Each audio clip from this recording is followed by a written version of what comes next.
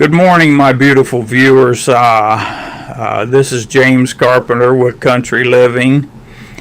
Let me ask you something. Have you ever looked at someone's property and thought, man, they must have a lot of money to build all that? Well, what if I told you most of what you're about to see wasn't built with money? It was built with resourcefulness, patience, and scraps. Today I want to talk about something that has saved me thousands and thousands of dollars over the years. The ability to find, recognize, and use discarded or donated materials. This isn't luck. This is a mindset. I've always kept my eyes open and my ears open, listening and watching, paying attention to opportunities other people walk right past. How many times have you seen something sitting on the side of the road and just drove by? There was a time in my life, every Sunday, I'd go to housing projects and collect scrap lumber, and I used that lumber to frame projects of my own.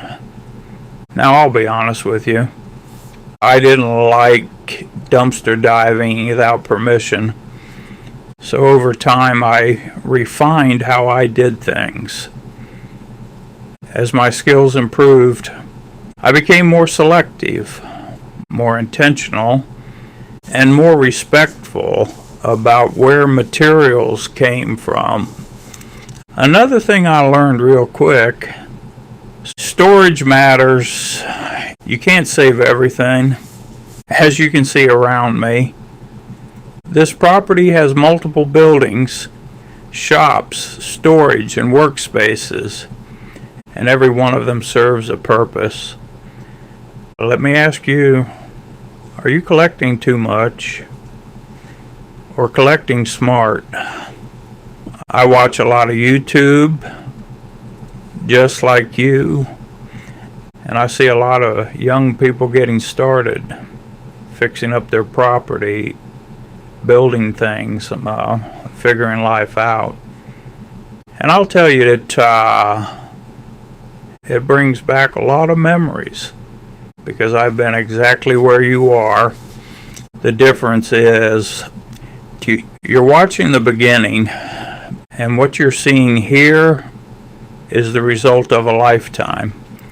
Everything you see here started as bare farmland, no buildings, no trees, nothing.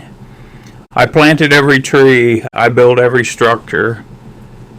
But here's the part most people don't know. It all started back in 1975 while I was in the Army, just dreaming about it. And in 1979, that dream became reality. I didn't inherit this. I didn't win the lottery. I worked for it, all the overtime I could get. And I made a decision early on. I increased my tax withholding, even added extra money every week. Why? So at the end of the year, I'd get a bigger return. And when that return came in, I tried to say, oh, I didn't spend it. I invested it back into this property, a driveway. Well, buildings, step by step, from the outside looking in, it might look like I had money, but the truth is, I just used what I had wisely. Now here's something a lot of people don't think about.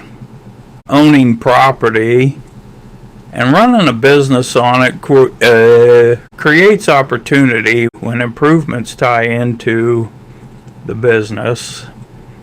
There can be tax advantages, and as a business owner, your job is to keep as much of your hard-earned money as possible. Because if you don't,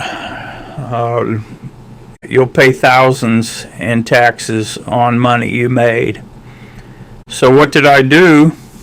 I invested in the property that helped reduce taxable income, But I'll be honest with you, the downside is you don't always see that money in your pocket. At the end of the day, everything you see here is the result of hard work, smart decisions, and learning how to use what others throw away.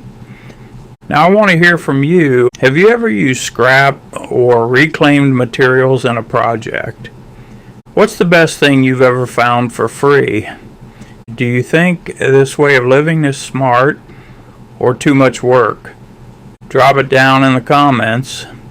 I read every single one. If you enjoy real life experience, saving money, and building something from nothing, hit that like button, subscribe to the channel, and stick with me because we're just getting started. This is James Carpenter reminding you, you don't need more money, you just need to see more opportunities. And I'll see you in the next one.